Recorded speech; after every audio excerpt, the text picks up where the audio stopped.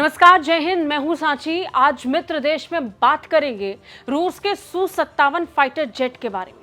दरअसल हाल ही में हुए एससीओ समिट 2025 ने एशिया की राजनीति और वैश्विक शक्ति समीकरण को हिलाकर रख दिया। जब दुनिया की नजरें चीन और भारत की तनातनी पर टिकी थी, तभी अचानक रूस ने एक ऐसा दाव खेला जिसने सबको चौंका दिया। रूस के राष्ट्रपति व्लादिमीर पुतिन ने भारत को संभावित ऑफर दिया, सू-57 फिफ्थ जनरेशन फाइटर जेट, और इसके लिए रूस भारत में इन विमानों के निर्माण के लिए निवेश की स्टडी भी शामिल करना। ये सिर्फ एक सौदा नहीं, ये है भारत रूस रक्षा साझेदारी का नया अध्याय जो सीधे अमेरिका के F-35 प्रोग्राम को चुनौती देता है। तो आज इस एपिसोड में हम गहराई से समझेंगे एससीओ समिट के बाद रूस ने भारत में क्यों मारी एंट्री, सू-57 की ताकत और इसकी खासियत, भारत की असली जरूरत, क्यों 2-3 स्क्वाड्रन जरूरी है, F-35 बनाम सुकोई 57 के बारे में भी, भारत के लिए HAL और भारत की मैन्युफैक्चरिंग क्षमताएं, पुराना FGFA प्रोजेक्ट और आखिर में भारत को कौन सा रास्ता चुनना जाना चाहिए, ये सब समझेंगे। चलिए शुरू करते हैं आज का वीडियो। दरअसल भारत और रूस के रिश्तों की नींव रक्षा सहयोग पर ही टिकी रही। 1960 में भारत ने MiG-21 खरीदा और यहीं से साझेदारी की शुरुआत हुई। 1980 में MiG-29 और सू-27 के अपग्रेड वर्जन ने भारतीय वायुसेना को ताकत दी। 2000 में ब्रह्मोस मिसाइल प्रोजेक्ट शुरू हुआ। भारत रूस का सबसे सफल संयुक्त रक्षा उदाहरण बन गया। फिर भारत ने रूस से S-400 एयर डिफेंस सिस्टम खरीदा। आज की स्थिति यह है कि भारतीय वायुसेना और थल सेना के करीब 70% हथियार सिस्टम रूसी मूल के हैं। इस भरोसेमंद रिश्ते का ही नतीजा है कि रूस अब भारत में सू-57 के निर्माण के लिए निवेश की स्टडी कर रहा है। रूसी सू-57 फाइटर जेट भारत की 5वीं पीढ़ी के फाइटर जेट की जरूरतों के लिए एक संभावित विकल्प इसलिए भी है क्योंकि यह भारत की तत्कालिक जरूरतों को पूरा कर सकता है और ये लॉन्ग टर्म बेनिफिट्स भी प्रदान करता है। वहीं अगर इसकी खूबियों की बात करें तो ये एक ट्विन सीटर फाइटर जेट है। इसकी सबसोनिक रेंज 2200 मील, सुपरसोनिक रेंज 930 मील और सर्विस सीलिंग 66,000 फीट है। ये 30 लक्ष्यों को ट्रैक कर सकता है और 8 को एक साथ निशाना बना सकता है। भारतीय वायुसेना के एक अनुभवी ने कहा कि 2 सीटों वाले रूस निर्मित सू-57 फाइटर जेट की खरीद भारत के लिए तर्कसंगत होगी क्योंकि घरेलू 5वीं पीढ़ी के एडवांस मीडियम कॉम्पैक्ट एयरक्राफ्ट यानी एमका के विकास में कम से कम 15 साल लगेंगे। दिलचस्प बात यह कि Bharat 5th generation fighter aircraft का हिस्सा था जिसे यूरेशियन संप्रभु राज्य और दक्षिण एशियाई देश 2007 में एक समझौते के तहत संयुक्त रूप से विकसित कर रहे थे। अब क्योंकि भारत सालों से उन्नत स्टील सुविधाओं के साथ 5वीं पीढ़ी के युद्धक विमान की तलाश कर रहा है, स्पुतनिक इंडिया विश्लेषण करता है कि रूसी सू-57 भारतीय वायुसेना के लिए एक अच्छा अधिग्रहण क्यों हो सकता है। विशेष रूप से सू-57 1991 में शीत युद्ध खत्म होने के बाद रूस द्वारा डिजाइन और निर्मित पहला लड़ाकू जेट है। माना जाता है कि सुखोई निर्मित लड़ाकू विमान सबसे आधुनिक रेडियो इलेक्ट्रॉनिक युद्ध मशीनरी ले जाता है, जिसमें एक कंप्यूटर भी शामिल है जो इसके दूसरे पायलट के रूप में कार्य करता है। सू-57 की बॉडी कई कंपोजिट मटेरियल से बनी है जिससे ये आसमान में काम करने और दुश्मन के खिलाफ सभी तरीके के ऑपरेशंस करने में हल्का हो जाता है, जिसमें नौसैनिक और जमीनी लक्ष्यों को ध्वस्त करना भी शामिल है।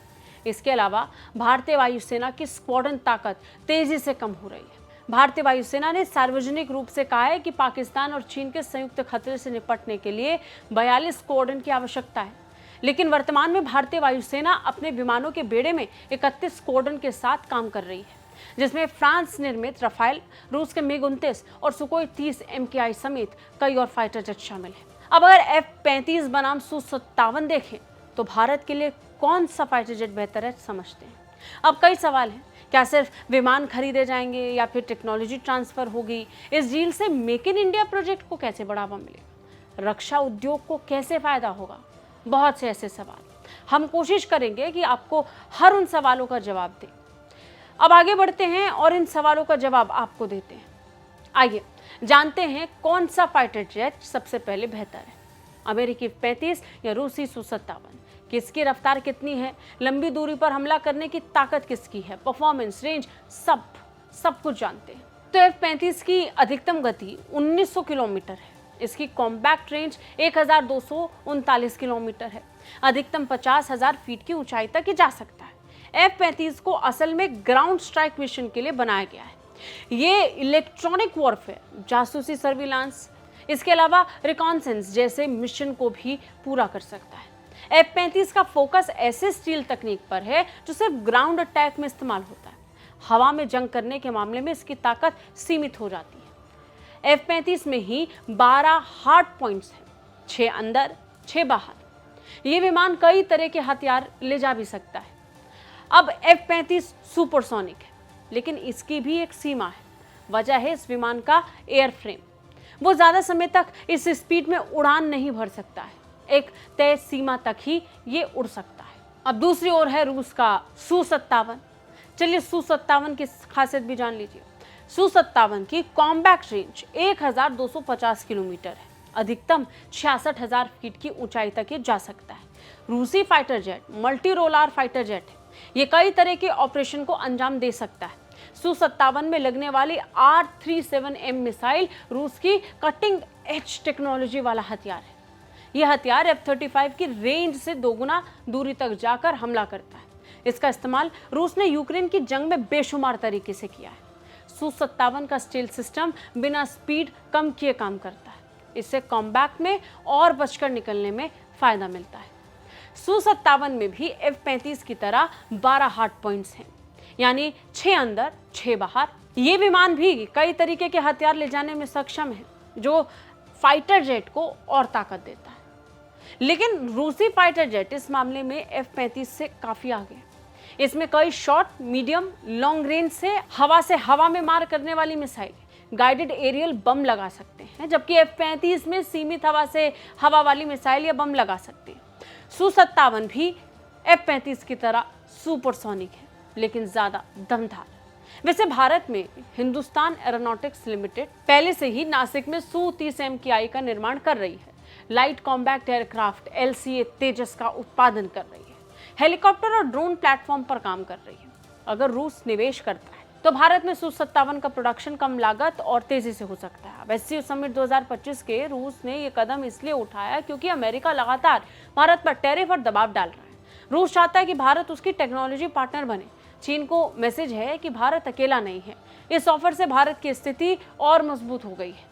भारत इस वक्त मल्टीपोलर स्ट्रैटेजी अपना रहा है। अमेरिका से MQ-9B ड्रोन और इंजन टेक्नोलॉजी ले रहा है। फ्रांस से रफाइल M ले रहा है। नेवल कॉपरेशन बढ़ा रहा है। रूस से Su-57 और S-500 जैसी टेक्नोलॉजी हासिल कर रहा है। भारत किसी एक ब्लॉक पर निर्भर नहीं है। भारत खुद एक ब्लॉक बन चुका है। अगर भारत ये ऑफर स्वीकार करता है तो 2028-30 तक भारत के पास 2 स्क्वाड्रन Su-57 की होंगी। 2035 तक स्वदेशी M का ऑपरेशनल हो जाएगा। Su-57 अपग्रेड होकर और बेहतर होगा। रफाइल और तेजस MK2 सपोर्ट रोल निभाएंगे। इसका मतलब है कि भारतीय वायुसेना के पास दुनिया की सबसे विविध और ताकतवर फ्लीट होगी। खैर, एससीओ समिट के बाद दुनिया ने देख लिया कि भारत अब किसी का मोहताज नहीं है। भारत अब अपने नियम खुद बनाता है। रूस का भारत में Su-57 विमानों के निर्माण के लिए निवेश की स्टडी एक स्ट्रैटेजिक टर्निंग पॉइंट है। भारत के सामने विकल्प है, क्या वो अमेरिका का F-35 खरीदार बनेगा या फिर रूस के साथ साझेदार बनकर Su-57 बनाएगा। आपको क्या लगता है, भारत को किसे चुनना चाहिए, Su-57 या F-35? कमेंट करके जरूर बताइए। मिलते हैं मित्र देश के अगले एपिसोड में। तब तक के लिए जय हिंद।